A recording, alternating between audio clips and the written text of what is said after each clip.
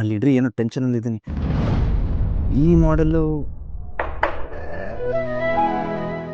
ಸಿಗುವ ಏನು ಡಿಫ್ರೆನ್ಸ್ ಕಾಣಿಸ್ತಾ ಇಲ್ಲ, ಎಲ್ಲ ಒಂದೇ ಥರ ಇದ್ದಾರೆ.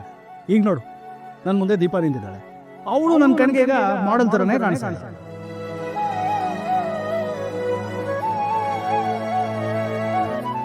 ಹೌದೌದು, ನಮ್ ದೀಪ ಹೋಮ್ ಮೇಡ್ ಮಾಡಲು. ರೀ ಎಲ್ಲೋ ಸ್ಟವ್ ಆನ್ ಮಾಡಿದ್ರೆ ಎಲ್ಲೋ ಬೆಂಕಿ ಎತ್ಕೋತಾ ಇದೆಯಲ್ಲ.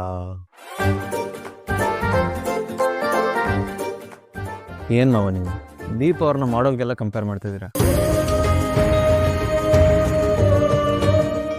ಏನೋ ಚಿರು ನಿನ್ ಮಾತಿನ ಅರ್ಥ? ಅಂದ್ರೆ ದೀಪ ಮಾಡೆಲ್ ಆಗೋದಕ್ಕಾಗಲ್ವಾ?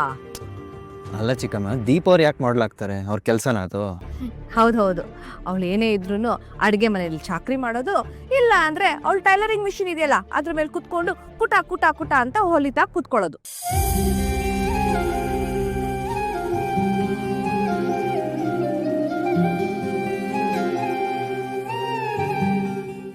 ಅದಕ್ಕೆ ಸಿಕ್ಬಿಟ್ರು. ಯಾರಪ್ಪ ಅದು? ರಂಬೆ, ಊರ್ವಶಿ, ಮೇನಕೆ? ಅಲ್ಲ, ತಿಲೋತ್ತಮೆ.